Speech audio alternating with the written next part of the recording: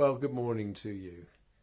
Last year we were working our way through Ephesians and we got midway through chapter 4 when Christmas and New Year refocused our attention. But now I want to come back to Ephesians 4 and just consider the fact that maturity in Christian life doesn't just happen with the passing of time. You can be an older person without necessarily being a wise person, and just the passing of time doesn't mean that you're going to grow up in your Christian faith without application, without working at it. Without diet and exercise, you'll never really grow physically strong. You need to eat the right things and you need to exercise your body as well in order to become fully fit. Spiritually speaking, it's the same thing. We don't want to be forever just young children, innocent and unaware. The Bible urges us to press on to maturity and to leave behind the childish things. We're to be childlike in a simple, trusting way, but we are to understand and grapple with the great things of God in order that we may grow up here into Him in every way. So in Ephesians chapter 4, it tells us we are not to be children tossed here and there by every wind of doctrine, by human cunning and craftiness. There are a lot of false doctrines around in the world, and they swirl into the Christian church frequently.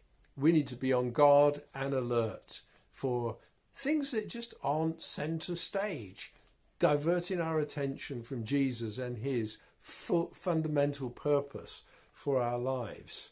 Verse 14, he says, we may no longer be children tossed to and fro by the waves and carried around by every wind of doctrine, by human cunning and by craftiness in deceitful schemes. Yeah, people actually devise schemes to take us away from our focus on Jesus and the gospel and to put us rather in touch with other things that aren't really very important. Rather, he says, we are to speak the truth in love and to grow up into Him who is the head, even into Christ. And there's this corporate picture, speaking the truth. We can speak to ourselves, of course, but speak to one another. We are to address one another. We're to consider doctrinal matters, the truth of Scripture. Iron sharpens iron as we engage with God through the Bible and then share what God has shown us with one another. It says the whole body, joined and held together by every joint and every is equipped when every part or each part is working properly, and it makes the whole body build itself up in love. Every one of us has a vital part to play in building one another up, in speaking the truth in love, in helping us in our journey to maturity.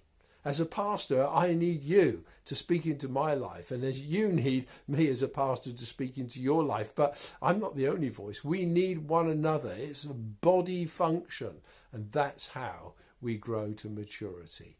Let's get involved with the small group. Let's give ourselves to the life of the church. Let's make sure that we are actually rubbing off on one another and influencing one another. That's the way that we're going to grow to maturity. You've got to be in it to win it, they say. So let's make sure that we are participating in the growth of the body. God bless you as we move towards maturity.